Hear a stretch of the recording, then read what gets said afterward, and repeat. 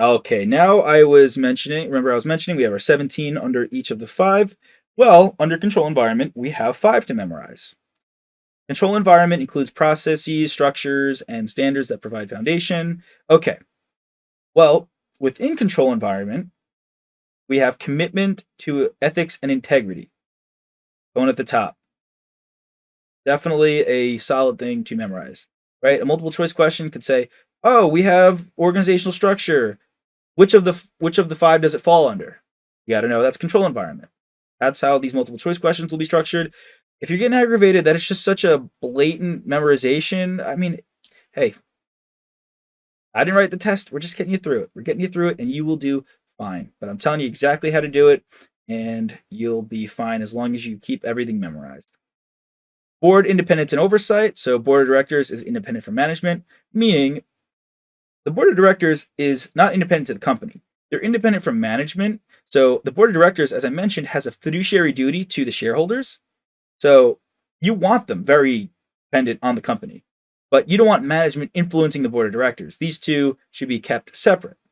Generally, management oversees the day to day of the organization, board of directors sees the overarching plan of the company for a longer period of time. That's an important distinction to make, right? Board of directors doesn't need to be independent. Actually, you want both the board of directors and management to be dependent and have affiliations with the company. You want both of them to have stock in the company because if they hold stock in the company, then they actually care about the company's performance. And the better they do, the more their stock will increase in value. Organizational structure. Management establishes reporting lines and proper segregation of duties for organizational efficiency and fraud prevention, respectively.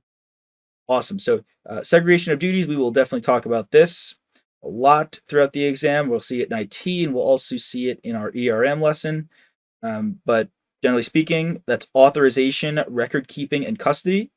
So, if we're talking whether we're talking about physical inventory or cash or records and information, you want someone who has the ability to authorize it, so sign off on it and move it around, different from the custody who actually holds it, different from who keeps the records. Because if someone does two or all three of these, well, they could fudge the numbers and authorize whatever they want to do while they have custody of everything. But if I have custody of something and I say, okay, I think this needs to move to warehouse B, I go to the authorization person, say, hey, can I get authorization to do this? They say, okay, sure. And then record keeping, I go to them and I say, hey, take note that I moved this to warehouse B.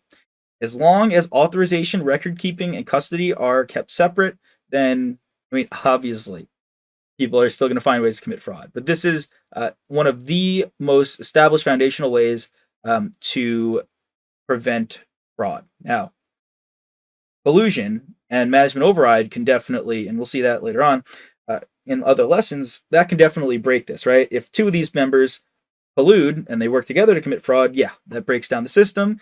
Or if management comes in and completely pressures you, says, hey, I'm going to fire you unless you give me access to this inventory, this cash, well, that'll break this down. But as an ongoing system, this process is the best way to run your company.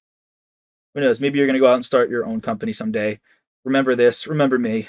Take this and help with your success. Commitment to competence. A secure control environment is assisted by hiring, developing, and retaining competent employees. In a multiple choice question, you definitely want to know that this one has to do with employees, training them, making sure that they're happy. Unhappy employees are much more likely to commit fraud or steal, and you want competent employees to keep your organization at a high level of operations. Accountability. Employees are motivated toward the benefit of the organization by establishing performance measures and rewards. You want motivated employees with their goals aligned with that of the company, such as like stock options, right? If I get paid in stock, I want the company to do well because I'll see more money if the stock appreciates. Also, just a reminder, I'll say it a million times, damn, I'm a broken record. Just memorize all this and you'll be great. You know what? You are great already, but you'll be great for the exam. Hey there! Are you ready to not only pass your CPA exams, but truly understand and enjoy the material while studying? I know it seems impossible, right? Especially to enjoy the material.